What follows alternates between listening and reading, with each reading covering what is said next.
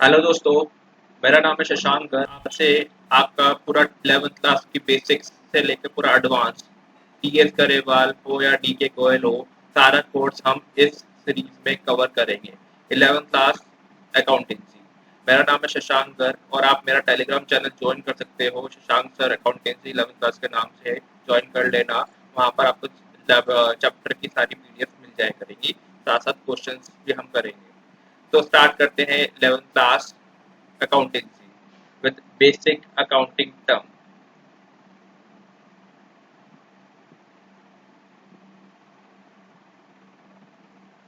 Basic accounting terms में सबसे पहला आता है आपका अकाउंट। अकाउंट होता क्या है? अकाउंट एक सिस्टमैटिक मैनर है टू रिकॉर्ड बिजनेस ट्रांजेक्शन। तो क्या बोलेंगे? It is a systematic manner to record business transaction. ठीक है, जहां पर बिजनेस है वहां पर आपका अकाउंट आएगा। तो बिजनेस ट्रांजेक्शन को एक सिस्टमैटिक मैनर में रिकॉर्ड करना, उसको क्या कहते हैं? अकाउंट। तो बेसिक टर्म ये आती है। फिर दूसरा आपके पास आता है कैपिटल। कैपिटल क्या होता है? अब आपको बिजनेस को स्टार्ट करना है तो उसके लिए आपको कैपिटल लगानी पड़ती है। उसका मीनिंग क्या है? Amount invested by owner in the firm is known as capital. Amount invested by, अब अमाउंट कुछ भी हो सकती है, ये कैश भी हो सकता है, ये एसेट्स भी हो सकता है। ठीक है, आपने आप अपने फादर के पास गए, बोला कि पापा मुझे बिजनेस स्टार्ट करना है, तो वो क्या देंगे? आपको कैश देंगे। आप कैश से अपना बिजनेस स्टार्ट कर सकते हो कि हाँ, एक आपने बिजनेस स्टार्ट किया, से कुछ भी आपको प्रिंटिंग का काम स्टार्ट करना है तो उसके लिए प्रिंटिंग को स्टार्ट करने के लिए आपको कुछ कैश की रिक्वायरमेंट होगी, या कुछ बिल्डिंग की रिक्वायरमेंट होगी, या ऑफिस की रिक्वायरमेंट होगी। तो स्टार्ट करने में जो पैसा खर्च होता है, जो अमाउंट आप इन्वेस्ट करते हो, ठीक है, उसको क्या कहते हैं? हम कैपिटल कहते हैं। अब कैपिटल आपका कैश भी हो सकता है, आपका चेक भी हो सकता है, या आपका अपने घर से कोई सोफा उठा के रख लिया। सोफा को क्या बोलते हैं अकाउंटिंग टर्म्स में? फर्नीचर। ठीक है, आपने कोई घर की मशीन उठा के आपने लगा दी तो मशीनरी। ठीक है, तो ये सारी क्या हो जाती है? एसेट्स हो जाती हैं। बट इनको स्टार्ट करने में आपने जब यूज किया, बिजनेस को स्टार्ट करने में, तो उसको क्या बोलेंगे हम? कैपिटल। तो कैपिटल क्या है? Amount invested by the owner in the firm as known as capital. Move on. अब ये एसेट्स क्या है?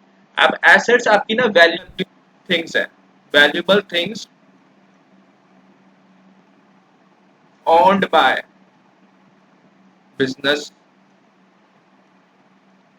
ठीक है, जो बिजनेस वैल्यूएबल थिंग्स ऑन करता है वो उसकी एसेट्स हो जाएगी। जैसे उसके पास फर्नीचर है, ठीक है, बिठाने के लिए लोगों को, तो फर्नीचर उसके लिए वैल्यूएबल है। मशीनरीज है, तो मशीनरीज उसके लिए वैल्यूएबल है। ठीक है, बिल्डिंग है, बिल्डिंग उसके लिए वैल्यूएबल है। उसके पास कंप्यूटर्स रखे हैं बहुत सारे, तो वो कंप्यूटर्स उसके लिए एसेट्स हैं। उसने मोबाइल फोन्स खरीद रखे हैं बहुत सारे, तो उसके लिए मोबाइल फोन्स जो है उसके लिए वैल्यूएबल है। ठीक है, तो ये क्या हो जाएंगे? एसेट्स हो जाएंगे। तो assets are economic resource of an enterprise useful in operation, जो ऑपरेशन में यूज हो रहा है। ठीक है, जैसे फॉर इंस्टेंस आप कोई बिजनेस कर रहे हो और ऑफिस में बैठ रहे हो, तो आपको बैठने के लिए टेबल चाहिए। ठीक है, टेबल और चेयर, तो ये आपके ऑपरेशन में यूज हो रहा है, तो ये दोनों चीजें आपकी एसेट्स हो गई। आपने कोई टेलीफोन फोन, लैंडलाइन फोन लगा रखा है यूज करने के लिए, तो ये लैंडलाइन फोन आपके लिए एसेट हो जाएगी। तो valuable things owned by the business is known as assets. Okay, और एसेट्स को हम दो कैटेगरीज में डिवाइड कर लेते हैं। एक होता है फिक्स्ड एसेट्स और एक होता है करंट एसेट्स। फिक्स्ड एसेट्स का क्या मतलब होता है? जो आपकी फिक्स्ड रहेंगी थ्रू आउट द ईयर्स, मतलब एक साल के बाद भी आप उसको यूज कर सकते हैं। जैसे लैंड हो गया, बिल्डिंग हो गया, मशीनरी हो गया, प्लांट हो गया, फर्नीचर हो गया, पिक्चर्स हो गए, तो ये क्या हो गए? ये आपके फिक्स्ड एसेट्स हो गए। ठीक है, हमेशा फिक्स्ड रहेंगे। और दूसरे होते हैं करंट एसेट्स। करंट एसेट्स क्या होते हैं? वो एसेट्स जो जल्द से जल्द कैश में कन्वर्ट हो जाए, उनको बोलते हैं करंट एसेट्स। जैसे आपके कैश तो हाईली करंट एसेट्स है। फिर बैंक में पैसा पड़ा है, ठीक है, बैंक में कभी भी जाके पैसा निकाल सकते हो, तो वो करंट एसेट्स बन जाएगा आपका। शॉर्ट टर्म इन्वेस्टमेंट्स हो सकता है कि भैया आपने एक साल के शॉर्ट टर्म इन्वेस्टमेंट्स कर रखी हैं, फिर उसको बेच दिया, तो बेच के क्या मिलेगा? आपको कैश मिलेगा, तो ये भी आपका एसेट्स हो जाएगा। डेटर्स अभी बताता हूँ क्या होता है। स्टॉक, स्टॉक भी आपका करंट एसेट्स हो गया। ठीक है। और ये सारी जो एसेट्स होती हैं ये फिक्स और करंट मिला के क्या बनती है, एसेट्स बनती है। तो टोटल एसेट्स ये होती है। तो एसेट्स को हम दो कैटेगरीज में डिवाइड कर सकते हैं, एक होता है फिक्स एसेट्स, एक होता है करंट एसेट्स। ठीक है, ये समझ में आया। अभी ये बचा डेटर। डेटर में आपको भी बताता हूँ क्या होता है। उससे पहले लायबिलिटीज। लायबिलिटीज क्या होती है?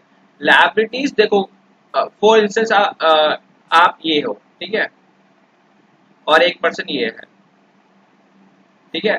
आप अपना बिजनेस चला रहे हो किसी भी नाम से, कोई आपका अन अकेडमिक मतलब कोई भी आपका बिजनेस है, तो आप वो बिजनेस रन कर रहे हो, महिंद्रा एंड महिंद्रा हो, ठीक है, आप महिंद्रा एंड महिंद्रा, ठीक है, आप कंपनी हो, ठीक है। और ये कोई दूसरी कंपनी है, मान लो ये टाटा कंपनी है, ठीक है। आपको अब इसने कुछ सप्लाई किया होगा, कुछ सप्लाई किए होंगे से, कुछ भी सप्लाई किया, और आपको उसकी पेमेंट करनी है, बट आपने करी नहीं है, ठीक है। तो आपके ऊपर क्या है, लायबिलिटी है टू पे देयर डेट। डेट, अब नया टर्म आता है डेट। डेट बोलते हैं लोन को। आपने इससे इनसे उधार ले रखा है, अब उधार को चुकाना है, तो आपके ऊपर लायबिलिटी है, ठीक है, आपके ऊपर लायबिलिटी है। तो लायबिलिटीज आर ऑब्लिगेशन और debt that an enterprise has to pay at some time in the future, not now. अभी आप आपने नहीं पे करा, अगर आपने पे कर दिया होता तो वो कुछ और बच जाता, बट आपने अभी पे नहीं किया, तो वो क्या है आपका लायबिलिटीज, आपको पे करना है फ्यूचर में, ठीक है। सिमिलरली जैसे एसेट्स है, वैसे ही लायबिलिटीज को भी हम क्लासिफाई कर सकते हैं long term liabilities, short term liabilities में। लॉन्ग टर्म लायबिलिटीज क्या होती हैं, जो आफ्टर 1 ईयर के बाद पे होंगी, यूजुअली पेएबल आफ्टर 1 ईयर, जैसे बैंक का लोन हो गया, ठीक है, लॉन्ग टर्म लोन्स हो गए। और दूसरा शॉर्ट टर्म लायबिलिटीज जो 1 ईयर के अंदर, 1 ईयर के अंदर पे हो जाए, जैसे क्रेडिटर्स हो गए, बिल्स पेएबल्स हो गए, बैंक ओवरड्राफ्ट हो गए। तो ये हो गया आपके शॉर्ट टर्म लायबिलिटीज। फिर आ जाती है आपके पास ड्राइंग्स। ड्राइंग्स क्या होती हैं? ड्राइंग्स क्या होता है, बिजनेस ऑनर है, ठीक है, ये बिजनेस है, ऑनर है, और ये आपका बिजनेस है, दिस इज योर बिजनेस। अब आप ही इसको रन कर रहे हो, ठीक है। अब मान लो आपको पैसों की रिक्वायरमेंट पड़ रही है, तो आप क्या करोगे, यहां से निकाल लोगे, बिजनेस में से निकाल लोगे, ठीक है। अगर आपने पर्सनल यूज, जैसे आपके बच्चे हैं, बच्चों को की फीस भरनी है या घर का सामान खरीदना है, आपने ये पैसा इन कामों के लिए यूज किया, मतलब हाउस होल्ड पर्पस के लिए, हाउस होल्ड या डोमेस्टिक पर्पस, या आपने बोल लो पर्सनल यूज, ये तीन वर्ड्स आप जहां पर दिख जाए तो उसको क्या बोलेंगे, ड्राइंग्स। दीज आर ड्राइंग्स, ठीक है।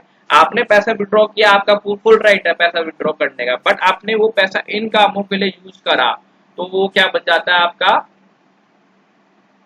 वो क्या बन जाता है आपका, ड्राइंग्स, ठीक है। ये क्या बन जाएगा, ड्राइंग्स। तो ये कैश भी हो सकता है, और या आपको मान लो कोई कपड़े की फैक्ट्री है, बच्चों के लिए कपड़े लेके जाने हैं आपने, तो आपने क्या किया, 2 जीन्स उठा के अपने बच्चों को दे दी, तो ये आप क्या कर रहे हो, आप गुड्स भी विड्रॉ कर रहे हो, ठीक है। इसको बोलते हैं गुड्स, जो आप सामान विड्रॉ कर रहे हो, तो ये क्या हो जाएगा, आपका ड्राइंग्स हो जाएगा, ठीक है। अभी आपको बताया था डेटर्स क्या बोलना था कि डेटर्स पे आ जाते हैं, कि डेटर्स क्या होते हैं। डेटर्स आपके पर्सन है, ठीक है। डेटर्स आपके पर्सन है जिनको आपने सामान बेचा हुआ है क्रेडिट पर, ठीक है। आपका बिजनेस ये है, ठीक है, और ये आपके सामान खरीदने आते हैं, ठीक है। मान लो आपकी कुछ जीन्स की शॉप है, तो कुछ पर्सन आते हैं और बोलते हैं सर हमें जीन्स दे दो, ऑब्वियसली आप बात आप दोगे, बट इन्होंने पैसे नहीं दिए, इन्होंने पैसे नहीं दिए, तो आपने इनको उधार पे भेज दिया, तो ये पर्सन आपके आप क्या बन गए, डेटर्स बन गए। ये पर्सन क्या बन गए, डेटर्स बन गए। तो person whom to sold goods on credit, ठीक है, और सर्विसेज भी हो सकता है, क्रेडिट होना जरूरी है, अगर क्रेडिट नहीं है तो मतलब कैश हो जाता है, तो डेटर्स नहीं बनते, ठीक है। तो दो तरह की सेल्स होती हैं, सेल्स होती है, एक होती है कैश सेल्स, एक होती है क्रेडिट सेल्स, ठीक है, दो तरीके की सेल्स है। तो यहाँ पर जब क्रेडिट सेल्स आ जाती है तो दैट मीन्स डेटर का रोल आ जाता है, वो डेटर बन गया आपका, ये पर्सन आपके आप क्या बन गए, डेटर्स बन गए, ठीक है। ये जो पर्सन है ये आपके क्या बन गए, डेटर्स बन गए, ओके। Similarly as creditors. अब देखो सेम एग्जांपल लेते हैं, आप बिजनेस हो, ये दो पर्सन आपके पास आए, ठीक है, खरीदने के लिए आए, आपने बेच दिए, आपके लिए तो ये पर्सन क्या बन गए, डेटर्स बन गए, ठीक है। बट इनके लिए आप क्या बनोगे, ये अपनी बुक्स में आपको क्या लिखेंगे, एज क्रेडिटर्स, तो अगर आपने बेचा इनको उधार पे तो क्या बन गए डेटर्स। इन्होंने आपसे खरीदा उधार पर, इन्होंने तो खरीदा ना, आपने बेचा तो इन्होंने खरीदा, ठीक है, दे बॉट, इन्होंने बाय किया, तो इनके लिए आप क्या बन गए, क्रेडिटर। इनके लिए आप क्या बन गए, क्रेडिटर बन गए भाई, ठीक है। तो if the business buy goods and services on credit, मतलब पर्सन भी हो सकता है, बिजनेस भी हो सकता है, ठीक है, and amount is still to be paid to the person और to the others, these are called creditors, ठीक है। और ये क्या बन जाते हैं, अब इनके लिए ये आप क्या हो, लायबिलिटीज, ठीक है, इनके लिए आप क्या हो, लायबिलिटीज, और आप इनके लिए क्या हो, ये आपके लिए क्या है, एसेट्स, ठीक है। सो आज हम ये आपको यहीं तक करेंगे, और अगली क्लास में हम और आगे फर्दर अकाउंटिंग क्वेश्चन को डिस्कस करेंगे। इसकी पीडीएफ आपको टेलीग्राम चैनल पे मिल जाएगी। Till then signing off, bye, thank you.